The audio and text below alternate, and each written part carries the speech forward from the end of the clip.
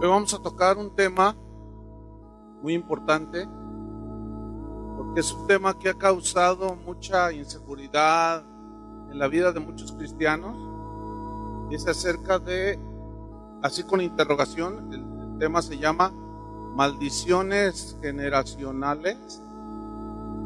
Vamos a leer Juan capítulo 8 versículo 36. Dice así: así que si el Hijo os libertare, seréis medianamente libres. ¿Así dice? Parece como que esta doctrina de las maldiciones generacionales es lo que pretende enseñar. Que tú recibes a Cristo, naces de nuevo, pero como que no está completo el asunto.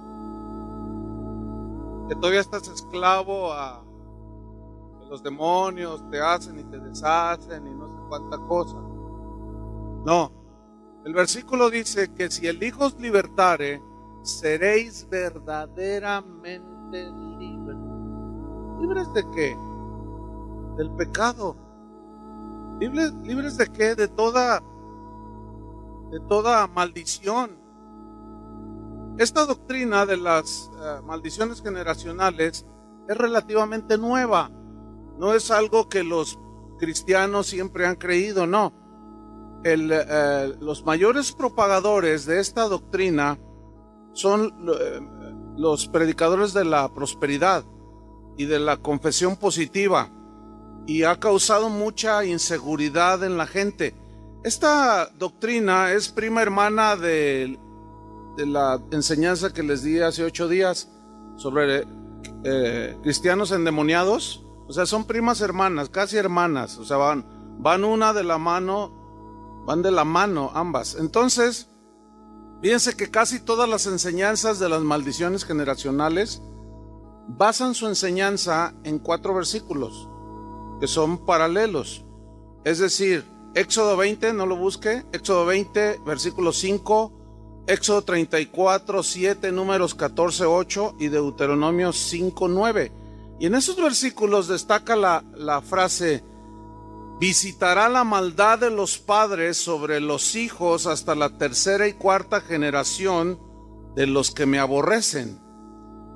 Y si usted busca Deuteronomio 5, 9, que es el versículo más usado, vamos a leerlo, Deuteronomio 5, 9. Este es el favorito de los que enseñan esa doctrina. ¿Ha oído usted alguna ocasión algo de esto, de lo que estoy diciendo? Que las maldiciones generacionales y que no sé qué, y que bueno, vamos a ver qué dice la Biblia. Deuteronomio 5:9. El versículo 8 habla acerca de no hacer imágenes ni de nada que esté en el cielo ni en la tierra.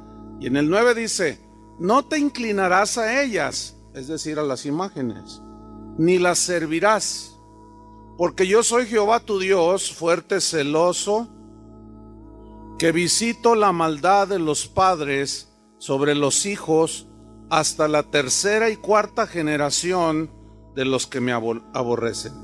Bien, muchos interpretan este pasaje para enseñar precisamente las maldiciones generacionales, y consiste en que son las maldiciones que heredan los hijos, o sea, que usted heredó en este caso, como consecuencia de los pecados de sus padres, ¿sí? Por ejemplo, si tu padre fue un alcohólico, entonces tú lo serás también. Y hay que romper con esa maldición, dicen ellos.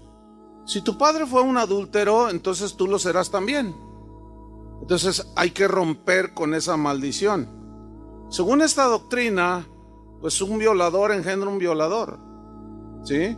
Un pobre engendra a otro pobre, y así sucesivamente, porque ese es en esencia el centro del mensaje de esa doctrina de las maldiciones generacionales.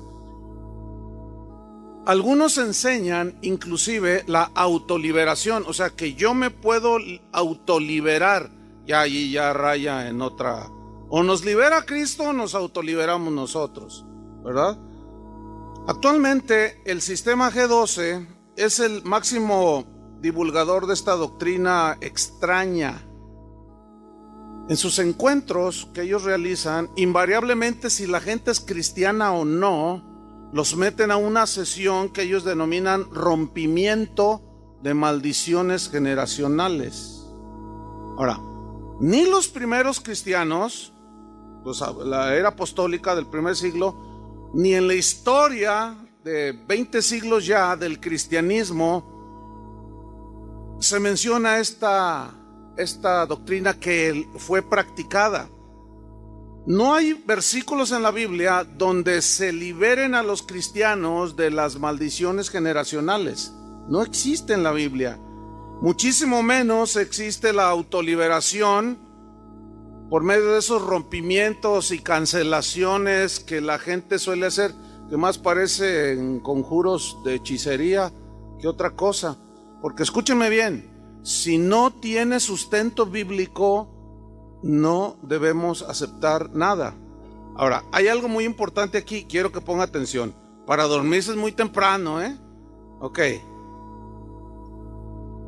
El punto es este. Una de las reglas de interpretación de las Escrituras, porque hay reglas de interpretación, es esta. Se debe tomar en cuenta el contexto inmediato y general del pasaje que se va a interpretar. ¿Qué es el contexto inmediato? Son los versículos que vienen antes y después del versículo a interpretar. ¿Cuál es el contexto general? Es lo que dice el conjunto de libros de las Escrituras de la Biblia respecto al tema. Por ejemplo, de Jesús. Bueno, no hay un solo versículo. ¿Qué dice la Biblia de Jesús en todo su panorama bíblico? Pues que Él es Dios, que Él es el Salvador. Entonces, ese es el contexto general. Ahora bien, les voy a poner un ejemplo para que vean cómo se puede tomar un versículo, así se lee y parece como que dice lo que el predicador dice. Y yo les voy a demostrar cómo al tomar en cuenta el contexto anterior y posterior y el contexto general, la Biblia habla solita. Ahí va el ejemplo, Proverbios 6, versículo 2. Proverbios 6, 2. Seguramente ustedes han oído eso de, por ejemplo, tú dices, ay, siento un dolor aquí, ay, Entonces alguien que cree en estas cosas te dice, no confieses, no digas, porque lo que dices recibes. ¿Has oído eso? No, tienes que hablar positivo, dicen, bueno, ahí va. Proverbios 6:2, y te citan este versículo. Te has enlazado con las palabras de tu boca y has quedado preso en los dichos de tus labios. Entonces, esto lo interpretan como esto. Si tú dices algo así como, es posible que me despidan del trabajo porque hay recesión y están haciendo recorte de personal. Entonces, uno de los que creen en la confesión positiva te dicen, no, cancela esas palabras, porque lo que dices recibes y lo que dices te enlaza. Entonces te quedas preso en los dichos de tus labios y te van a correr del trabajo. Ahora bien, eso supone que si yo digo, no me correrán, a ver, dígamelo. No. Bueno, vamos al contexto inmediato de ese versículo para ver de qué está hablando cuando dice que te has enlazado en los dichos de tu boca. Solito habla. Ahí va. Versículo 1. Ese es el contexto inmediato. Hijo mío, hasta se van a reír algunos. Si salieres de fiador por tu amigo, si has empeñado tu palabra a un extraño, te has enlazado con las palabras de tu boca y has quedado preso en los dichos de tus labios. ¿De qué está hablando?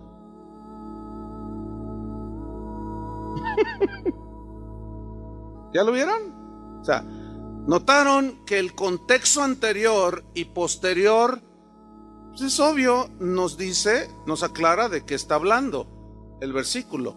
Nadie que recibe una carta de un pariente de Estados Unidos comienza a leer la carta a la mitad. ¿Verdad que no? Porque si empiezas a leerla a la mitad, vas a leer donde dice que se cayó de la escalera y está en cama. Entonces dices, ay Dios, y vas con tu mamá, ay, se cayó tu hermana allá en Estados Unidos.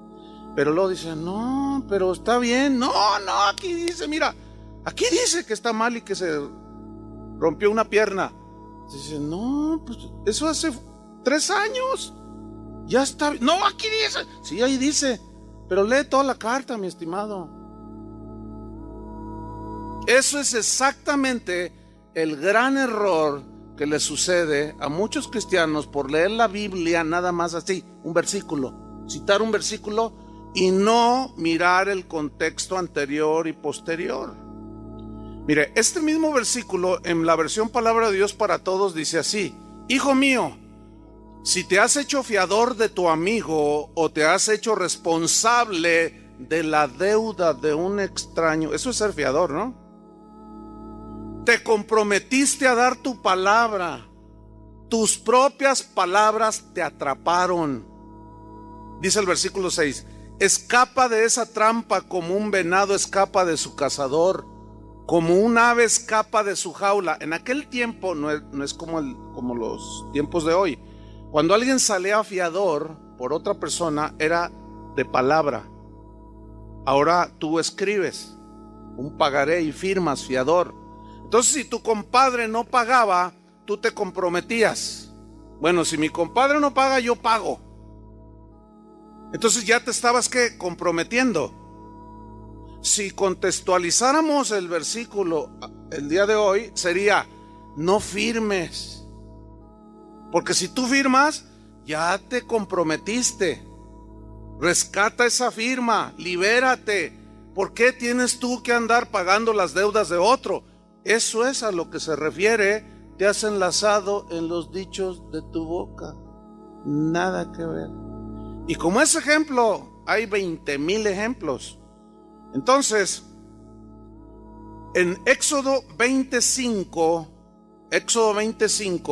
donde dice: no te inclinarás a ellas ni las honrarás, porque yo soy Jehová tu Dios, fuerte, celoso, que visito la maldad de los padres sobre los hijos hasta la 3ª y 4ª generación de los que me aborrecen, y hago misericordia a millares a los que me aman y guardan mis mandamientos. Ok, este texto que acabamos de leer, estos 2 versículos, sin su contexto, ponga atención, nada más así, leyéndolo así como lo hicimos, sin tomar en cuenta el contexto anterior y el contexto posterior y el contexto general de la Biblia al respecto, al leerlo así, bueno, parece que dice que los hijos serán castigados por los pecados de sus padres, ¿sí o no? Eso es lo que sugiere si tú lo lees así nada más. ¿Estamos en eso, sí o no? Parece, porque visito la maldad de los padres sobre los hijos hasta la 3ª y 4ª generación de los que me aborrecen. Bueno, vamos a hacer 6 observaciones precisamente sobre estos textos para ver si realmente se refiere a eso. Y vamos a ver pues el contexto general. Vamos a ir en algunos pasajes de la Biblia, por toda la Biblia, para ver si es verdad que yo pago las consecuencias de los pecados de mi padre, para ver si es verdad que usted paga las consecuencias de los pecados de sus padres, de sus abuelos y de su bisabuelo. Vamos a ver si es verdad eso. Ok, o a qué se refiere ese versículo. La primera observación es esta: hay que notar que las maldiciones de las que habla aquí están sobre aquellos que odian a Dios. ¿No dice eso el versículo? Pregunta: ¿usted odia a Dios? Entonces,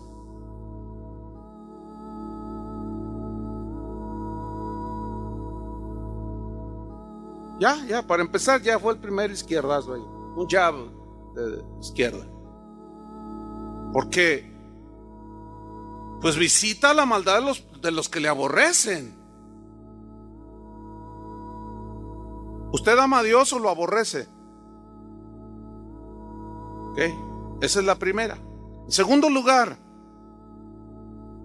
la palabra visitar significa castigar en el hebreo. Es la palabra hebrea pakad, que significa castigar. Bueno, en segundo lugar, hay que notar que el castigo que está diciendo aquí para los que se postran sobre las imágenes no es para aquellos que aman a Dios. Ya está esto establecido, ¿no? ¿Para quién es ese castigo? ¿Para quién es ese castigo? Para los que lo aborrecen. Entonces, se argumenta, según esta doctrina de las maldiciones generacionales, que tu padre, tu abuelo o tu bisabuelo, esa es la cuarta generación, podían haber odiado a Dios. Entonces supongamos que tu bisabuelo era brujo de Catemaco. Entonces él no tenía una relación con Dios, él aborrecía a Dios. Entonces, según esta doctrina, tú vas a pagar las consecuencias y sobre tu vida vendrás, porque hasta la cuarta generación y es tu bisabuelo, el brujo de Catemaco o aquí de San Martín, para no irnos tan lejos. Entonces, según esta doctrina, tú empiezas tienes una prueba, una tentación, un problema en tu vida. Entonces el liberador de las generaciones, de las maldiciones generacionales, te dice: no, hermano, eso no es normal. Yo pregunto, ¿qué es normal en un cristiano? ¿Ser atacado o no? Para empezar. Y te empieza a decir: no, hermano, eso no es normal. Hay de haber maldiciones generacionales sobre tu vida. A ver, ¿qué hacía tu papá? No, pues él era policía. ¿Y tu abuelito? No, pues ese hacía brujerías. Ahí está. Entonces, lo que a ti te pasa, mira, pierdes el trabajo porque el diablo te surte. Y te empiezan a decir un montón de cosas que no están en la Biblia. Entonces te someten a una sesión de liberación y de rompimiento de las maldiciones generacionales. Porque tu abuelo, tu padre, tu abuelo, tu bisabuelo, porque es cuarta generación, pues odiaba al Señor. Y eso te hace merecedor indiscutible de las maldiciones generacionales. Bueno, seguimos adelante. Si esto fuera así, como dice esta doctrina, entonces, pongan atención, entonces el versículo habla, fíjate lo que habla el versículo 6, dice que visita la maldad hasta la cuarta generación, pero el versículo 6 dice: hago misericordia a millares, a los que me aman y guardan mis mandamientos. Es decir, que si tu bisabuelo fue un brujo, pero tú te conviertes a Cristo y amas a Dios, ¿aún así vendrán las maldiciones y las consecuencias? Pues no, es evidente que no. Ahora bien, si así fuera, supongamos que sí se heredan y que tú tienes que recibir esas maldiciones, pero tienes que romperlas, entonces hay que voltear la tortilla. Y en ese mismo argumento diríamos que la misericordia de Dios entonces visitaría también a miles de generaciones de los que le aman, porque eso dice el versículo, ¿no? Ahora, quiero notar una cosa. La frase hago misericordia a millares significa 1000 generaciones. Hay muchas Biblias que ya lo traen traducido así. Por ejemplo, la palabra de Dios para todos dice: pero también mostraré mi misericordia por 1000 generaciones a los que me aman. Ahora, supongamos que, imagínate, 1000 generaciones. ¿Tú crees que en 1000 generaciones no debió de haber un antepasado? Porque ya nos vamos a remontar a lo mejor hasta Enoc, Moisés, ¿sí o no? Porque de allá venimos todos. Bueno, seguramente algunos de nuestros antepasados en las 1000 generaciones pues amó a Dios. ¿No creen que sería posible? Entonces ya la misericordia, pórteme como me porte, sea un transo mentiroso como mi abuelo o mi tatarabuelo amó a Dios, entonces eso se supone que ya voy a recibir yo la misericordia de Dios. ¿Verdad que no? ¿Sí o no? Están muy pensativos. Pues es obvio que no. O sea, no es automático. Ni porque mi bisabuelo, porque yo me porto bien, mis bisnietos ya tienen asegurada la bendición de Dios. No. Y si yo me porto mal, tampoco las maldiciones los van a alcanzar a ellos. ¿Por qué? Porque si ellos se acercan a Dios y se convierten, ¿qué? Entonces ya estamos viendo que eso está medio enredado, ¿sí? La versión Nueva Internacional, la versión católica Nácar Colunga también traducen 1000 generaciones. El punto es este, miren. La comparación que hace de 1000 generaciones y 4 generaciones maldiciones y 1000 generaciones no tienen comparación. Entonces, ¿por qué hace esa comparación de 1000 generaciones? ¿Cuál será el propósito de ese texto? Mostrar que la misericordia de Dios es más grande, ¿eh? Que Dios no quiere que ninguno perezca, sino que todos se arrepientan, que su paciencia es más grande, que su infinita misericordia es muchísimo más grande que el querer hacer juicio. Entonces, el que se convierte recibe toda la misericordia de Dios. Y en ese momento que se convierte, ¿qué? Pues su vida cambia. ¿Estamos? Ahora, el tercer punto que yo quiero resaltar es este. Según la doctrina de las maldiciones generacionales, ponga atención,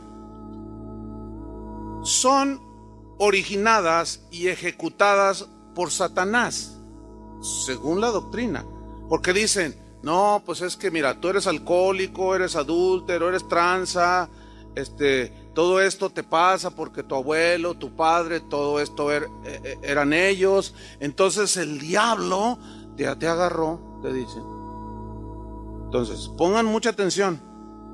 La interpretación que las maldiciones generacionales son originadas y ejecutadas por Satanás es totalmente erróneo.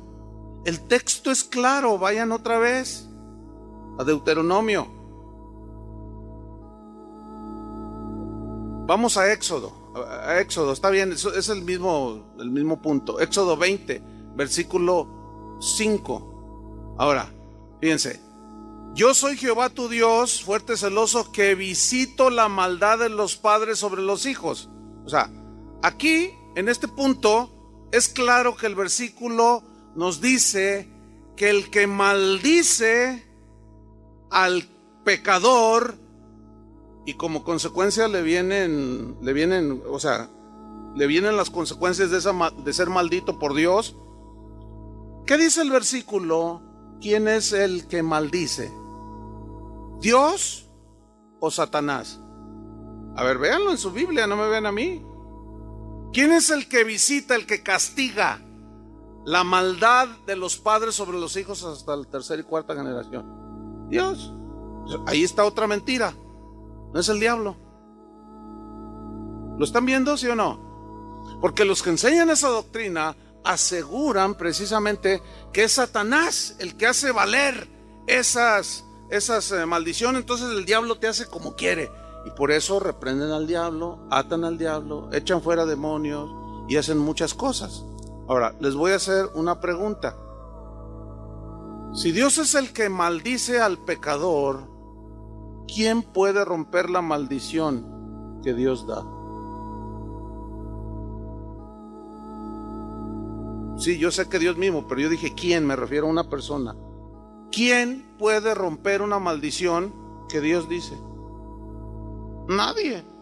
Y ahí ya es toda una confusión esa doctrina. Entonces, invocar el nombre de Jesús contra una maldición, porque la gente que rechaza a Cristo está bajo maldición, así dice la Biblia, están bajo la ira de Dios, ¿sí o no? Entonces, si yo me acerco a una persona, no le hablo de Cristo, no le digo que se arrepienta y nada, entonces veo, no, oiga, Pues es que ya me divorcié, dice la señora, porque me fue mal el matrimonio.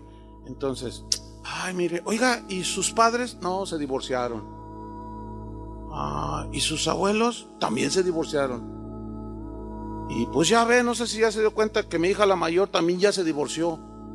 Y no, ¿sabe una cosa? Es una maldición generacional. Pero cuando analizas la cosa, te das cuenta, ¿cuál maldición generacional? Es la naturaleza humana. Es porque es bien rebelde la señora o el esposo y no obedecen a Dios, no tienen a Dios en su vida, están bajo maldición.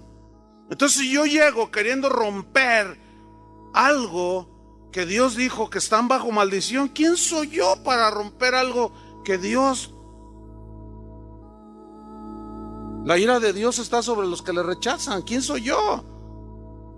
Entonces, invocar el nombre de Jesús contra una maldición que el Padre dijo, pues es totalmente irracional. Es ponerte, imagínate a Dios, mientras Dios dice que su ira está sobre los que le aborrecen, tú llegas y dices, no, yo rompo esa maldición. ¿Qué te crees?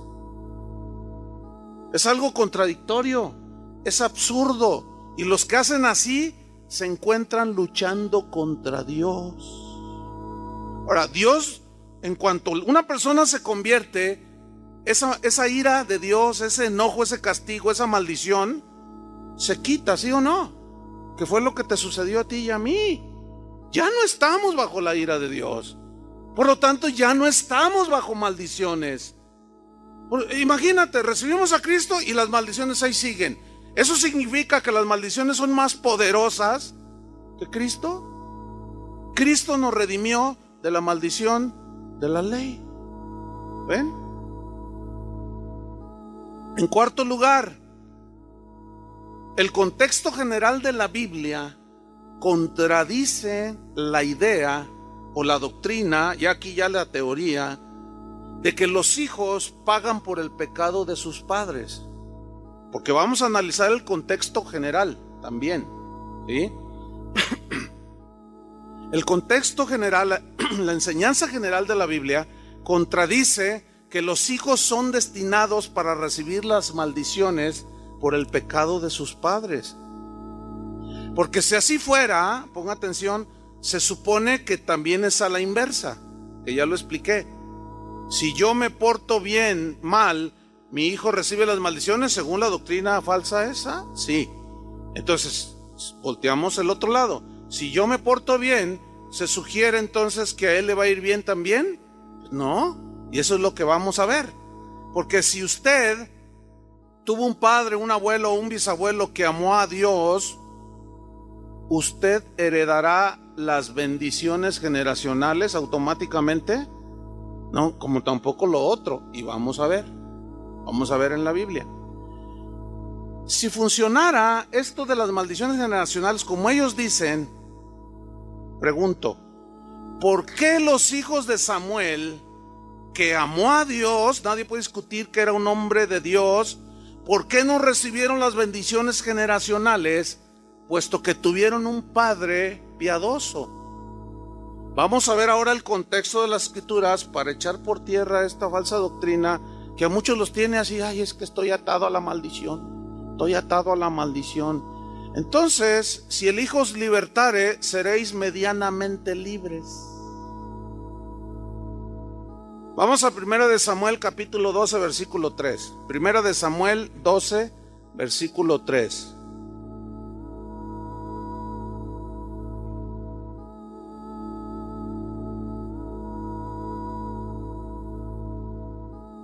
Recuerde que estamos viendo el contexto general sobre este tema. Está aquí Samuel y dice, aquí estoy, atestiguad contra mí delante de Jehová y delante de su ungido, si he tomado el buey de alguno, si he tomado el asno de alguno, si he calumniado a alguien, si he agraviado a alguno, o si de alguien he tomado cohecho para cegar mis ojos con él, y os restituiré. Entonces dijeron: nunca nos has calumniado, ni agraviado, ni has tomado algo de mano de ningún hombre. ¿Quién era Samuel?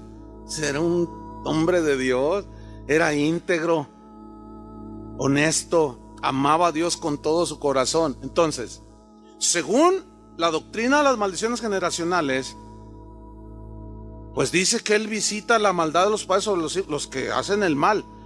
Pero los que aman a Dios, hasta 1000 generaciones, los visita con su misericordia, ¿no? ¿Qué se entiende? Ya lo expliqué, que es para resaltar la misericordia.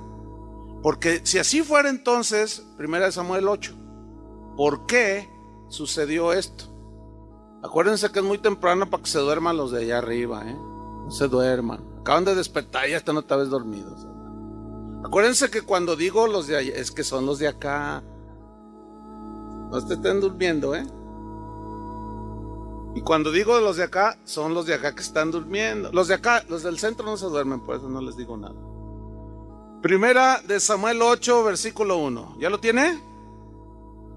Aconteció que habiendo Samuel envejecido, puso a sus hijos por jueces sobre Israel. Y el nombre de su hijo primogénito fue Joel, y el nombre del segundo Abías, y eran jueces en Bérseba. Pon atención, ¿eh? Pero no anduvieron los hijos por los caminos de su padre. Antes se volvieron tras la avaricia, dejándose sobornar y pervirtiendo el derecho. ¿Qué pasó ahí? ¿Qué pasó? Pues no dice que visita la maldad de los padres sobre los hijos y que por 1000 generaciones también su misericordia. Aquí eran sus hijos. Estamos viendo el contexto general, a ver si es verdad que se hereda las maldiciones por el pecado de los padres, o en todo caso las bendiciones por ser hombres justos y mujeres justas. Tus hijos ya automáticamente son bendecidos. No, ¿verdad que no? ¿Cuántos tienen problemas con sus hijos? Entonces, lo que es que eso sugiere que tú eres un malandrín. Eso ya no les gustó, ¿verdad? ¿Ven? O sea, es totalmente antibíblica esa doctrina. Pero todavía vamos a un ejemplo más. Este sí, de plano, está así como cuando está un vidrio grande de 4x4 y agarras una piedra y lo tiras al centro y lo haces añicos, así. Así se va a venir esa doctrina. Porque esa doctrina, hermanos, tiene atrapados a muchos en la inseguridad. No los deja tener una relación bonita con el Señor, limpio, porque todo el día están peleando con el diablo. Y siempre están, es que la madre, y yo cancelo, y yo. Y luego estás, ay, ¿qué más haría mi abuela? ¿Qué más haría mi abuela? Fue bruja, fue esotérica, ¿qué más haría? Y ahí estás, porque pues como sigue el asunto, sigue la lucha, sigue el ataque, tú estás, ¿qué más haría? Revélame, Espíritu Santo. No, hombre. Segunda de Reyes 18:3. Aquí habla de un rey llamado Ezequías. Segunda de Reyes 18:3. Este hombre fue muy notable. Acuérdense que estamos viendo el contexto general sobre el punto. A ver qué dice toda la Biblia. Si es verdad que los hijos pagan por el pecado de los padres. Segunda Reyes 18:3 dice: hizo lo recto, o sea, Ezequías, ante los ojos de Jehová, conforme a todas las cosas que había hecho David su padre. Él quitó los lugares altos, quebró las imágenes, cortó los símbolos de acera, e hizo pedazos la serpiente de bronce que había hecho Moisés, porque hasta entonces le quemaban incienso los hijos de Israel, y la llamó Neustán, que significa esa cosa. En Jehová Dios de Israel puso su esperanza, ni después ni antes de él hubo otro como él entre todos los reyes de Judá, porque siguió a Jehová y no se apartó de él, sino que guardó los mandamientos que Jehová prescribió a Moisés, y Jehová estaba con él, y donde quiera que salía, prosperaba todo lo que él hacía. Hizo un montón de cosas, tremendo hombre de Dios. Pregunta, según la teoría, y ahorita diríamos casi la herejía, de la doctrina de las maldiciones generacionales, los hijos de Ezequías debían de ser tremendos hombres de Dios, ¿sí o no? Bueno, vamos a ver. Segunda de Reyes 21, versículo 1. Muere Ezequías. Ezequías tenía un hijo llamado Manasés. Tenía varios, pero este era el primogénito y como consecuencia heredaba el reino. Segunda de Reyes 21, 1. Entonces mira, toda la herencia que él tuvo de un hombre temeroso de Dios. Vamos a ver qué pasó con Manasés. Dice así, de 12 años era Manasés cuando comenzó a reinar. Y reinó en Jerusalén 55 años. El nombre de su madre fue Epsiba. Versículo 2. E hizo lo malo ante los ojos de Jehová. ¿Qué? ¿Cuáles maldiciones generacionales heredó? A ver. ¿Por qué hizo lo malo? Porque él quiso. Ese es el problema con el tema que yo les comenté de la psicología, que excluye y evade la responsabilidad de cada uno. Igual de que los demonios se meten en los cristianos y que nos hacen pecar. Entonces nadie es culpable. Ahí está la falacia. Ahí está la mentira. Ahí está el gravísimo error. Hizo lo malo ante los ojos de Jehová, según las abominaciones de las naciones que Jehová había hecho delante de los hijos de Israel, porque volvió a edificar los lugares altos que Ezequías su padre había derribado, y levantó altares a Baal e hizo una imagen de acera, como había hecho Acab rey de Israel, y adoró a todo el ejército de los cielos, y rindió culto a aquellas cosas, al sol, a la luna, a las estrellas. Mira el versículo 5.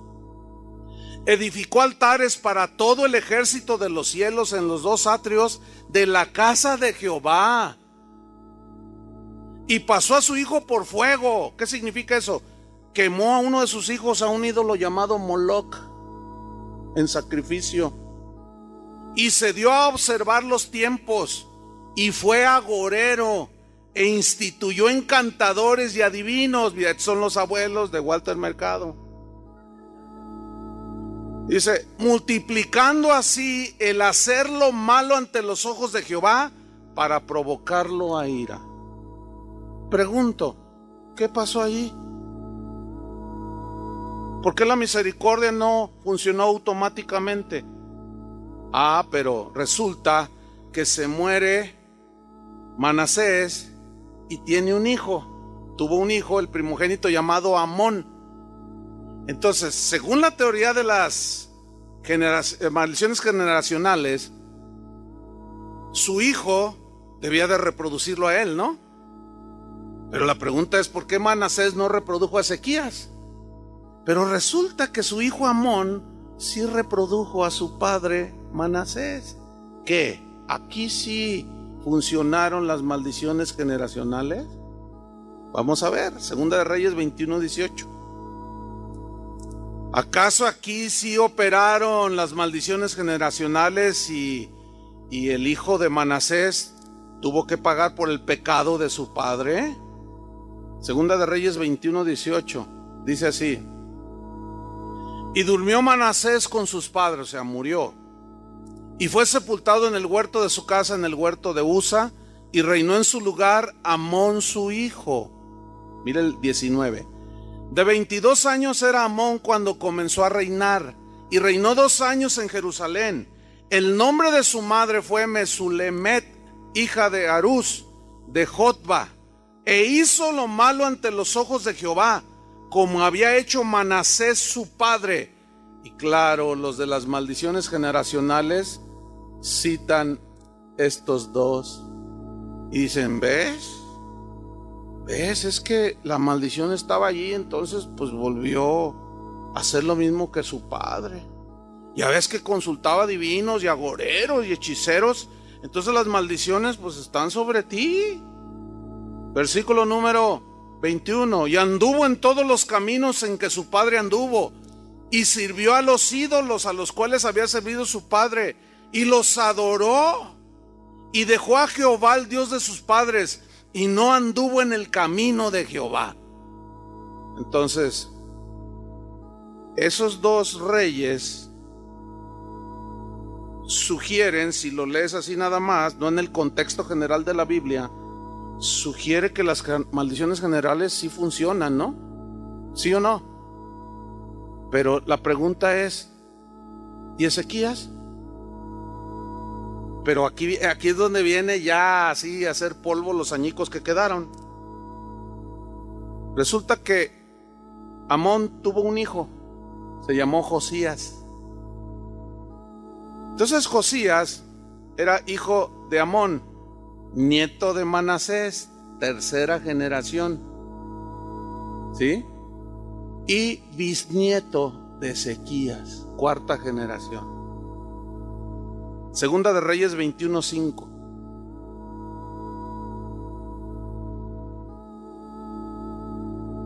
¿Dónde se rompe?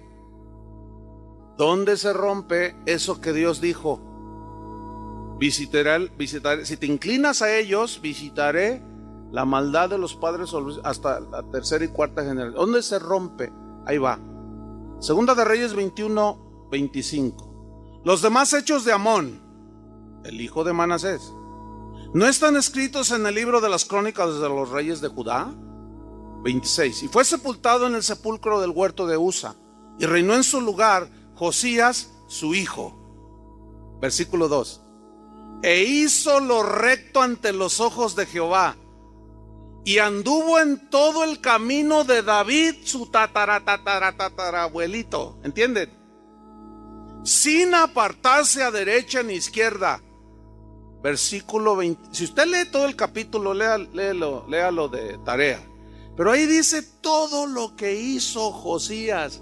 Fue un rey realmente, mire, restauró el servicio al templo, sacó todos los ídolos que había metido su papá y su abuelo, que había sacado su bisabuelo, y él volvió a limpiar la casa del Señor. Les dijo a los sacerdotes que enseñaran la ley. La gente oraba, la gente se encontró con el Señor, construyó ciudades. Y fue un rey realmente, la gente estaba tan contenta de estar bajo el reinado y el gobierno de un rey como ese rey piadoso llamado Josías. Y dice el versículo 25, y no hubo otro rey antes de él. Y aquí viene el punto, que se convirtiese a Jehová de todo su corazón, de toda su alma y de todas sus fuerzas, conforme a toda la ley de Moisés. Ni después de él nació otro igual.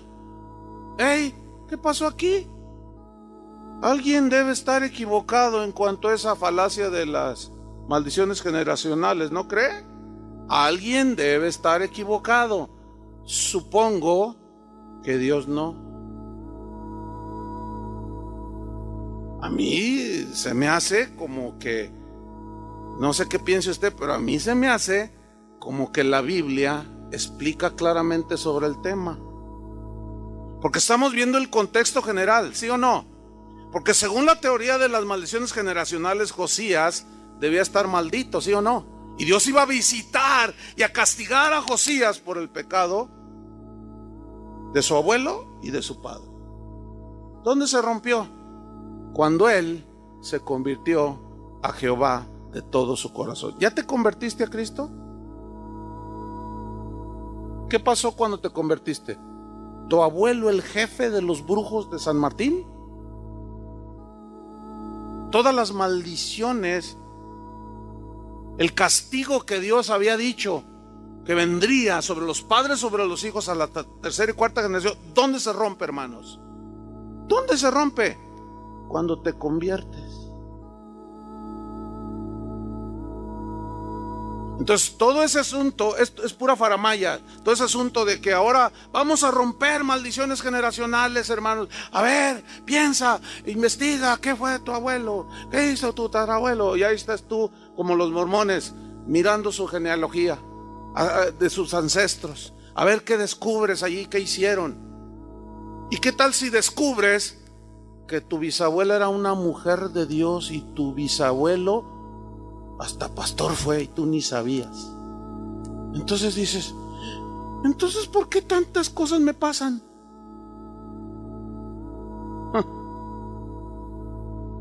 Entonces la pregunta es, ¿por qué no heredó las maldiciones generacionales correspondientes, Josías? Por el pecado de su papá y de su abuelo. ¿Por qué? ¿Qué le pasó a esas maldiciones? Simplemente no existen. ¿Por qué? Porque cuando la gente se vuelve a Dios, todo aquello es anulado. ¿Sí o no? Respiren hondo, porque todavía no acabamos. El quinto punto para considerar es la declaración de Jesús aquí en Juan 9:1. Ahora ya estamos, acuérdense que estamos viendo el contexto general de la Biblia al respecto de que si es verdad que los pecados de mi padre, yo voy a recibir maldiciones por los pecados de mi papá, de mis abuelos, etc. El quinto punto es el siguiente. Juan 9:1, ¿ya lo tiene? Vea lo que dijo Jesús. Al pasar Jesús vio a un hombre ciego de nacimiento. ¿Cómo estaba? Nació ciego. Ok. Versículo 2. Y le preguntaron sus discípulos diciendo: Rabí, ¿quién pecó? ¿Este o sus padres para que haya nacido ciego? Yo quiero que pongan mucha atención. Los discípulos creían que las adversidades, las enfermedades y el nacer ciego era consecuencia del pecado personal o consecuencia del pecado de sus padres. ¿Sí o no? Parece que también ellos no entendían muy bien el asunto. El punto es este. ¿Quién pecó, este o sus padres para que haya nacido ciego? Ellos esperaban la respuesta de Jesús. No, pues sus padres, por eso nació así. O su propio pecado lo tiene así. Y miren la respuesta de Jesús. No es que pecó, ni los padres, sino para que las obras de Dios se manifiesten en él. A ver, ¿alguien me quiere explicar eso? O sea, cuando dice no es que pecó ni sus padres, no significa que no hayan pecado. Lo entienden, ¿verdad? Significa que no es una consecuencia de haber pecado ni él ni sus padres. Entonces allí Jesús está aclarándonos todavía más de que está muy mal entendido Deuteronomio 9:5 o 5:9 y Éxodo 20. ¿Ya me estoy explicando? Este es el punto. Porque resulta con que tienes una situación que te aflige y lo primero que dices, ¿qué hice? Bueno, la pregunta es válida, vamos a poner que es válida. ¿Qué hice para que me pasara esto a mí? Bueno, probablemente tu vida es recta, pero esa no es la pregunta correcta. Eso es producto de la ignorancia. Porque entonces se supone que si hiciste algo es porque por eso estás en esa situación, ¿no? Entonces ya no preguntas. Porque dices, no, pues estoy así porque me porté mal. Aquí es donde está la confusión, pongan atención. Yo creo que ahí está la confusión en los que empezaron a sacar del contexto y inventaron esta enseñanza. El problema está en esto, en que como cristianos o no cristianos tenemos, vamos a poner a los cristianos nosotros. Vivimos en un mundo natural, físico, ¿sí o no? Tenemos un cuerpo débil que se enferma, ¿sí o no? Ok, la enfermedad definitivamente es consecuencia del pecado, porque así no nos hizo el Señor. Se debilitó este cuerpo. Ahora bien, como ya está debilitado, por eso este cuerpo tiene que morir y Dios va a resucitar un cuerpo glorificado, ya no sujeto a las leyes de este mundo, ya no se va a enfermar, ya no va a sentir dolor ni tristeza. Pero aquí, hermanos, aunque tú camines con el Señor así bien recto y le saludas a alguien que trae una gripe tremenda, te puede contagiar el virus, ¿sí o no? Claro. Y luego los hermanitos, esos valentones, ¿verdad? ¿Se acuerdan cuando el gobierno dijo que no se debían de hacer reuniones públicas porque el HN1 andaba allí suelto? Entonces, bueno, ese fue un decreto del gobierno y nosotros no lo hicimos. Y los hermanitos valentones dijeron, les faltó fe. Confunden todo. Confunden todo, ¿sí o no? Cómete todos los días una torta de carnitas, todos los días en la mañana, todos los días, por fe. Cómetela por fe. ¿Sí? ¿Qué te va a pasar? Te vas a llenar de ácido úrico que olvídalo. Y tú puedes andar caminando bien con el Señor, pero este cuerpo, hermanos, es bien débil. Entonces asumen estos hermanitos que los ataques, los problemas de la vida son producto de las maldiciones. Cuando, escúchenme bien, muchas veces nuestras conductas erradas Dios disciplina, y ahí es donde te puede cortar el trabajo para meterte en una situación apremiante para tratar contigo. Pero aquí viene otra vez más confusión en la mente de esos hermanos. Dicen, no, es que Dios no puede hacer eso contigo. Ah, no. ¿Y qué hizo con Jonás? ¿Y qué hizo con José? ¿Y qué hizo con tantos? ¿Qué no permitió Dios todo eso para la postre cumplir su propósito? ¿Qué nosotros tenemos privilegios que no tuvo ni David, ni Pedro, ni Pablo? Ay, somos super cristianos, ¿verdad? ¿Creen ustedes eso? Y aquí es donde está la confusión. La confusión está también en que hay un mundo, hay un Satanás y hay demonios que tientan nuestra concupiscencia, ¿sí o no? Pero también nosotros, nuestra propia concupiscencia. Luego pecamos. Dios puede disciplinar esa indisciplina nuestra. ¿Están de acuerdo con eso? Pero no son las maldiciones generacionales, hermano. Escúcheme bien. Mi bisabuelo fue alcohólico. Mi abuelo fue alcohólico. Mi padre fue alcohólico. Yo me inicié en el alcohol bien rápido, muy joven. Escúcheme bien. Cuando yo me convertí, ¿qué pasó? No soy un alcohólico. Pero, escúcheme bien, ahí está el asunto. O alguien puede ser marihuano, el bisabuelo fue marihuano, el padre, el abuelo, y tú también eres marihuano. Que pues es algo natural, dijo uno, ¿eh? Es algo natural. Es de lo mismo que Dios dio, es de la naturaleza. Cada cosa que saca la gente, ¿no? Entonces, tú te conviertes.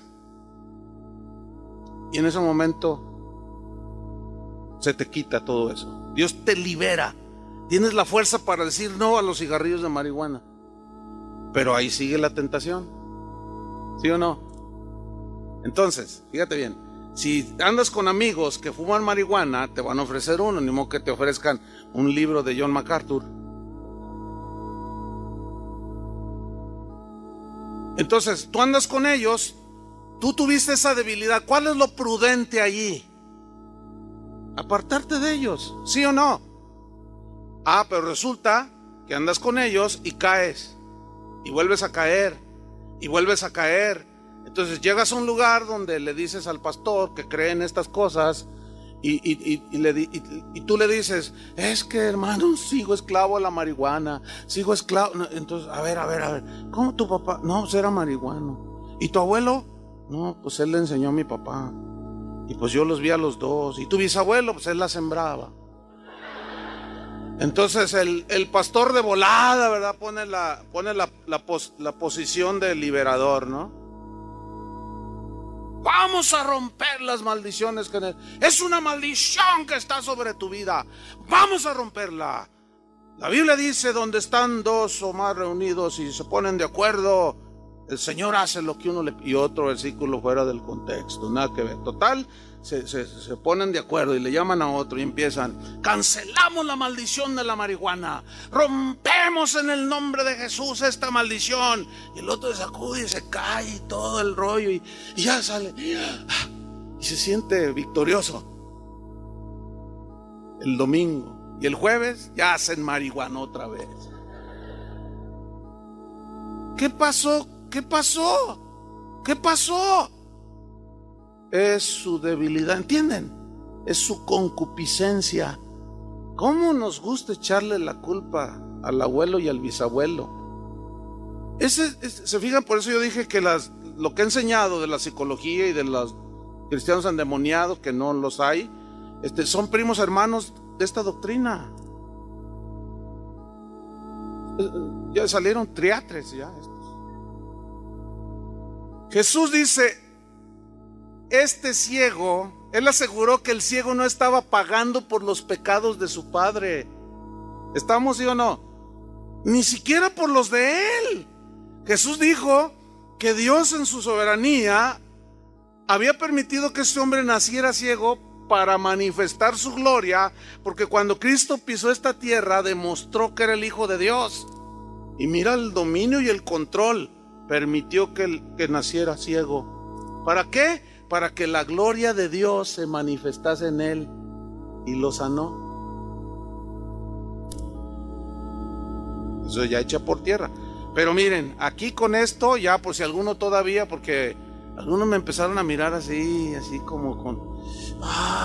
porque, bueno, hermano, hay algunos que les encanta seguir atrapados en las maldiciones. ¿Qué inconsistencia, qué cosa tan lamentable. Ayer que estaba predicando esto a los que vienen el sábado, los sabatistas, ustedes son domingueros, pero son domingueros tempraneros. Que estaba enseñando este tema, algunos me empezaron a ver así como, y así, hacían eso así como que no. Yo dije: ¿a ti te gusta seguir en las maldiciones generacionales? Parece como que les gusta.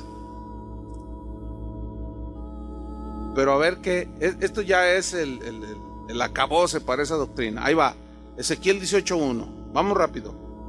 Ezequiel 18:1. Aquí ya de plano, el que no entienda es porque de plano pues se quiere quedar con la maldición de su abuelo. Ezequiel 18:1. Vamos a ver, estamos viendo en el contexto general si los hijos pagan por el pecado de los padres, ¿ok? Vamos, Ezequiel 18:1. Dice así: vino a mí palabra de Jehová diciendo, o sea, Ezequiel dice esto. Pongan atención. ¿Qué pensáis vosotros, los que usáis este refrán sobre la tierra de Israel? ¿Qué dice el refrán? Los padres comieron las uvas agrias y los dientes de los hijos tienen la dentera. ¿Qué significa la dentera? Que se les destiemplan los dientes. Eso significa. O sea, fíjate lo que está diciendo. Así dice el Señor: ustedes piensan y usan este refrán en Israel. Los padres son los que se comen las uvas agrias y los hijos son a los que se les destiemplan los dientes. En otras palabras, yo me como la piña agria y mi hijo está...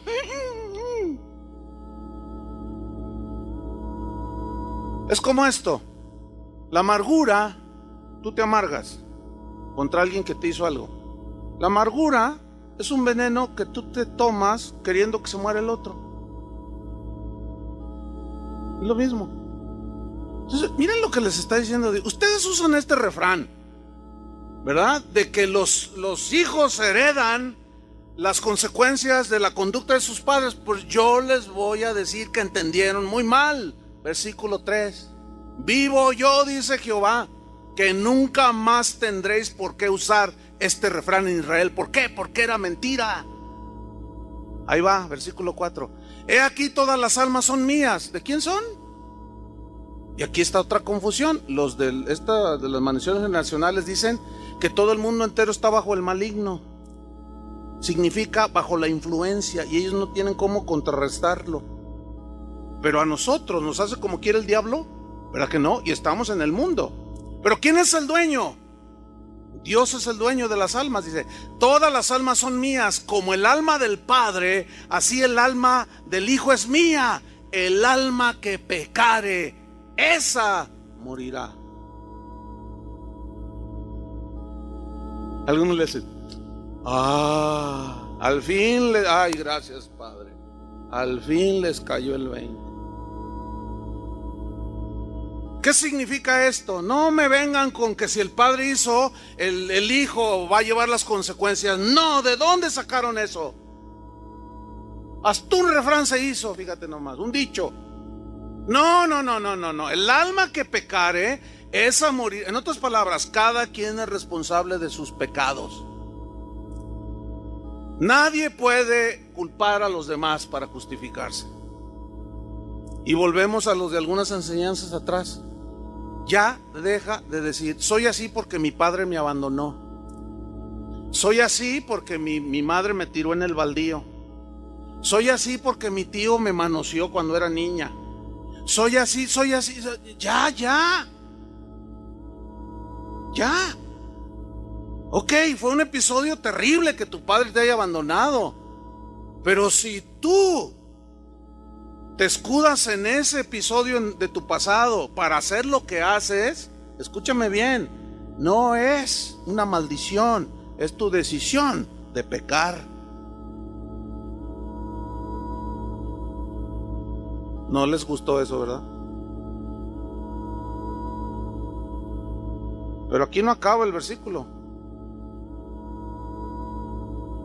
El hombre que fuere justo e hiciere según el derecho y la justicia, el que no comiere sobre los montes, ni alzare sus ojos a los ídolos de la casa de Israel, ni violare a la mujer de su prójimo, ni se llegare a la mujer menstruosa, ni oprimiere a ninguno, que al deudor devolviere su prenda, que no cometiere robo, que diere de su pan al hambriento, cubriere al desnudo con vestido, que no prestare interés ni tomare usura, que de la maldad retrajere su mano, e hiciere juicio verdadero entre hombre y hombre, que en mis ordenanzas caminare y guardare mis decretos para hacer rectamente. Este es justo, este vivirá, dice Jehová. Ok, mi padre, mi abuelo fue Walter Mercado. Y yo decidí servir a Dios, ¿entienden? Su gracia me tocó.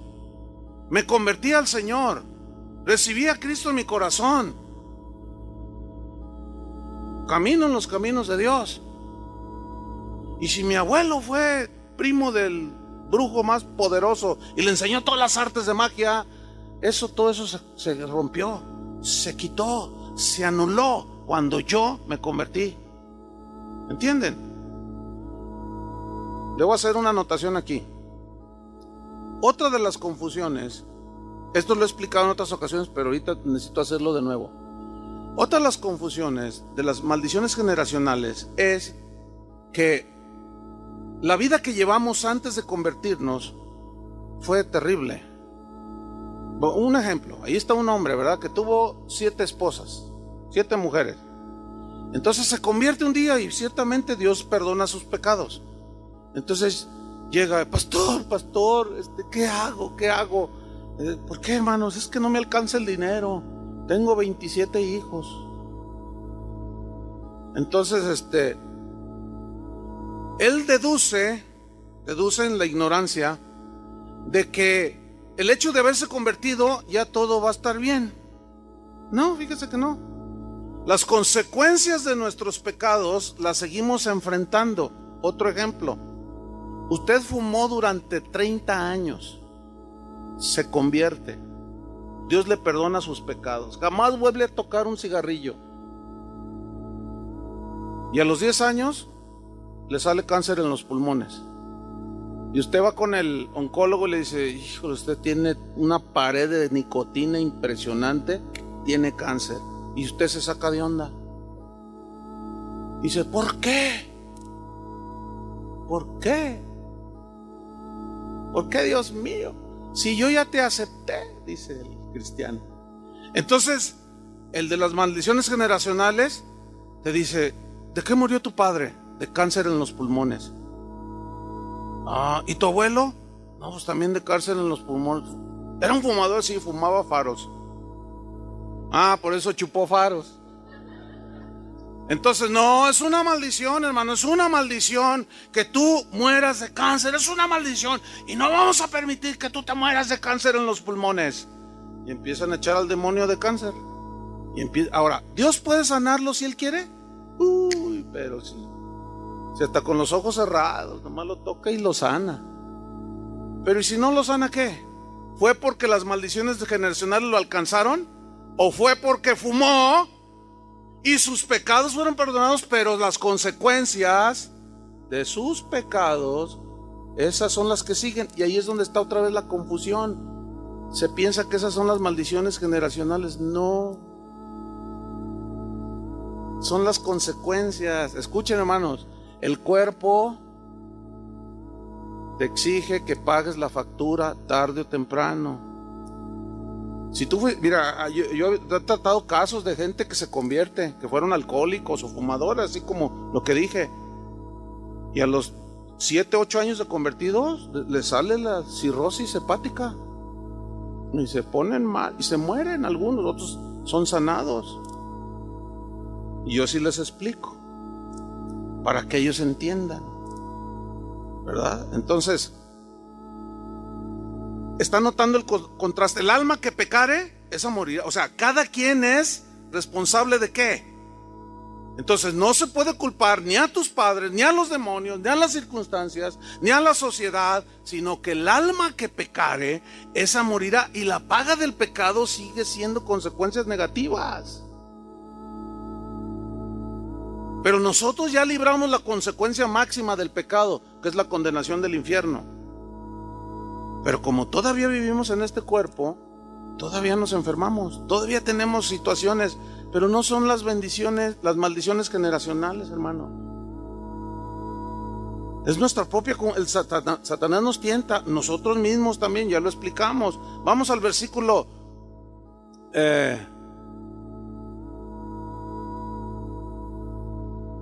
¿en cuál nos quedamos? 17. Vamos al 18. Ok, no, está bien ahí. A ver, permítanme. El 12, fíjense. Un poquito más atrás. El 10. Fíjate. Mas si engendrare hijo ladrón, o sea, el justo, porque el versículos 8 y 9 habla del justo, ese vivirá, ¿cierto? Ok, dice el 10.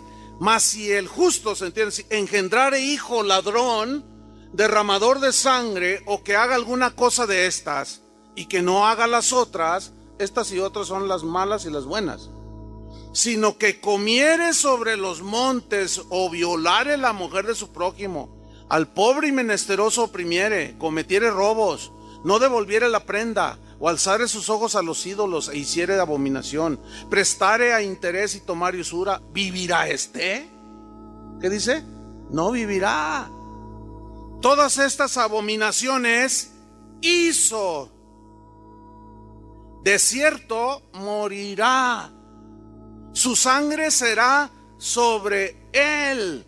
Pero si éste engendrare hijo, el cual viere todos los pecados que su padre hizo, y viéndolos no hiciere según ellos, no comiere sobre los montes, ni alzare sus ojos a los ídolos de la casa de Israel, la mujer de su prójimo no violare, ni oprimiere a nadie, la prenda no retuviere, ni cometiere robos, al hambriento diere de su pan, y cubriere con vestido al desnudo, apartare su mano del pobre, interés y usura no recibiere, guardare mis decretos y anduviere en mis ordenanzas, este no morirá por la maldad de su padre, de cierto vivirá. ¿Alguna pregunta? ¿Alguna duda? Bueno, por si les quedó una duda, Gálatas 3:13.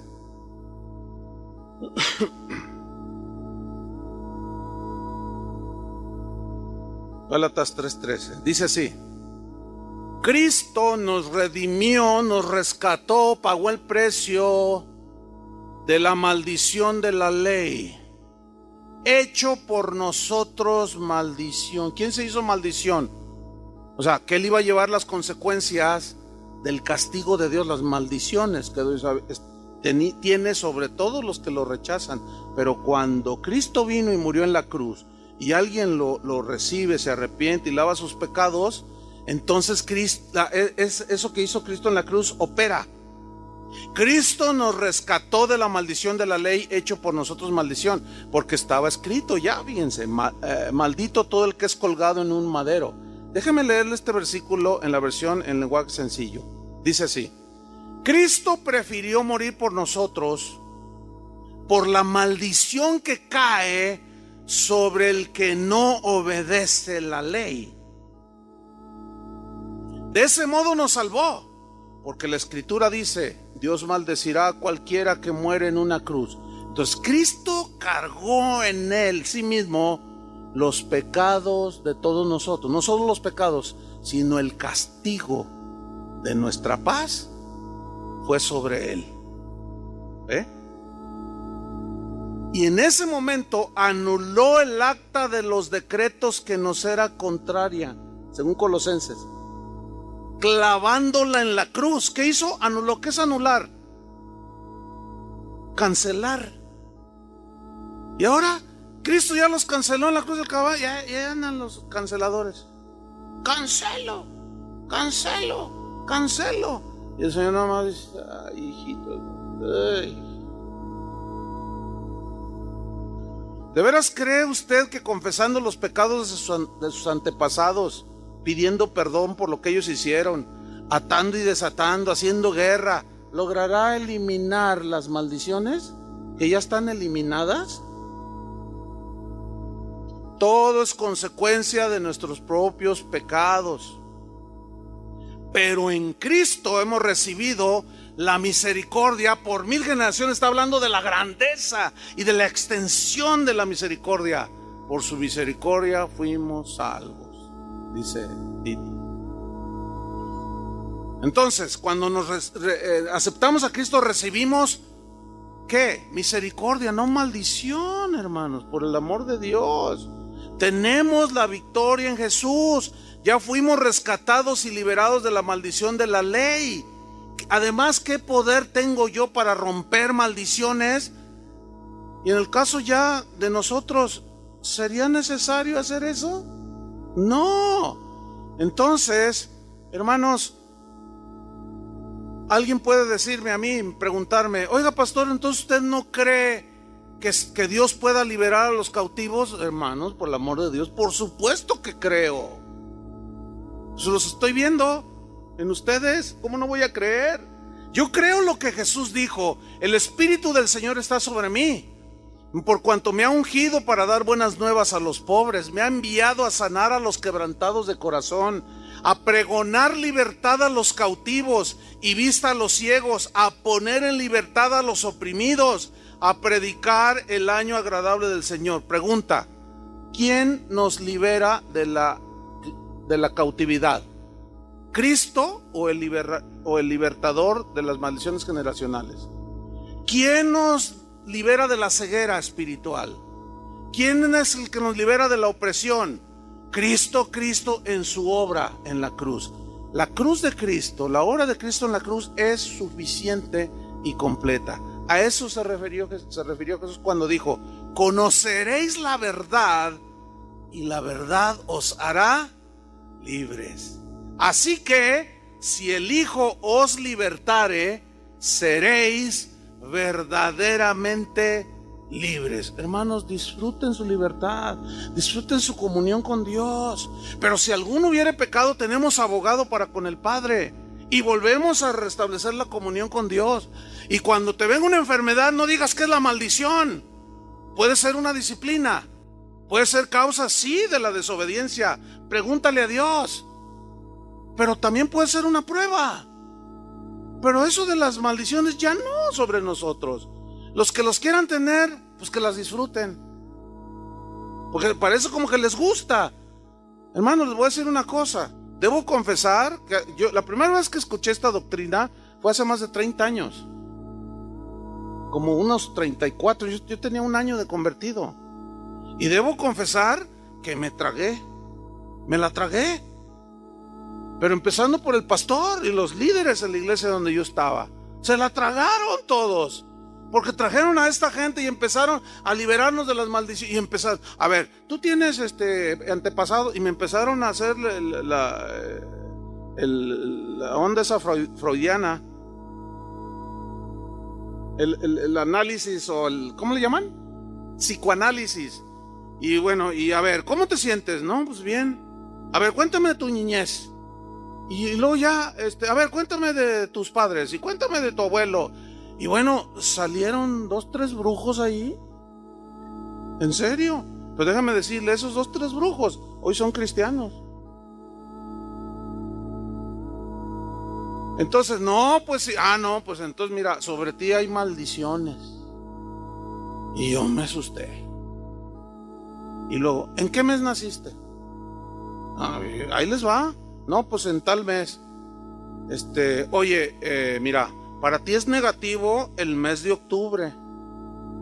Fíjate nomás, pura brujería, hermano. Y yo, ¿cómo que el mes de octubre? Sí, cuídate el mes de octubre, cuídate el mes de octubre. Y ahí andaba yo cuidando el mes. Llegó el primer mes de octubre después de, ya cristiano, llegó el primer mes de octubre después de que llegaron esos falsos maestros y que choco en la carretera. Y estaba yo bien sacado de onda. Y llegó el siguiente año, octubre, y dije, no, yo no salgo. Fíjate nomás, hasta que uno de los maestros de la escuela bíblica, de allí mismo, que era un maestro de la Biblia, mis respetos para él, me dijo, ¿sabes qué, Chuy? Cristo te liberó en la cruz y estos volvieron a aprisionarlos a todos ustedes. Empezando por el pastor, y voy a hablar con él. Siéntate y me enseña todo esto. Yo dije, mira. Bueno, pues hasta la fecha, hermanos. ¿Qué tiene de octubre si las lunas son más hermosas? Pura ignorancia de lo que Cristo hizo en la... Hermanos, disfruten de su libertad. Disfrútenla, alaben al Señor, ámenlo con todo su corazón, obedézcanlo. Cuando les venga una prueba, díganle, gracias, Señor, por que estás haciendo crecer mi fe. Ayúdame a enfrentar las consecuencias de mi pecado, pero disfruta tu libertad y no te dejes esclavizar otra vez. Amén. Oremos. Señor, te damos gracias por tu palabra.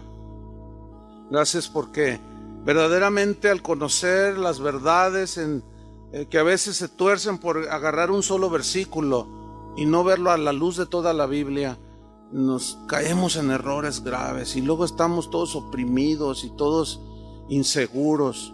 Pero gracias, Señor, porque al conocer tu verdad nos hace libres. Porque si el Hijo, Cristo, nos libertare, seréis verdaderamente libres. Y los que hemos sido lavados con tu sangre, somos verdaderamente libres. Disfrutamos, Señor, la comunión contigo. Disfrutamos la paz. Y cuando hay una situación difícil, una enfermedad, un accidente, una prueba, tú siempre nos sostienes, nos ayudas, nos das gracia para enfrentar, Señor. Pero ya entendemos que no son las maldiciones, son las cosas de la vida y también para la formación nuestra. Porque Pablo lo dijo, de modo que si alguno está en Cristo, nueva criatura es. Las cosas viejas pasaron, he aquí todas son hechas nuevas.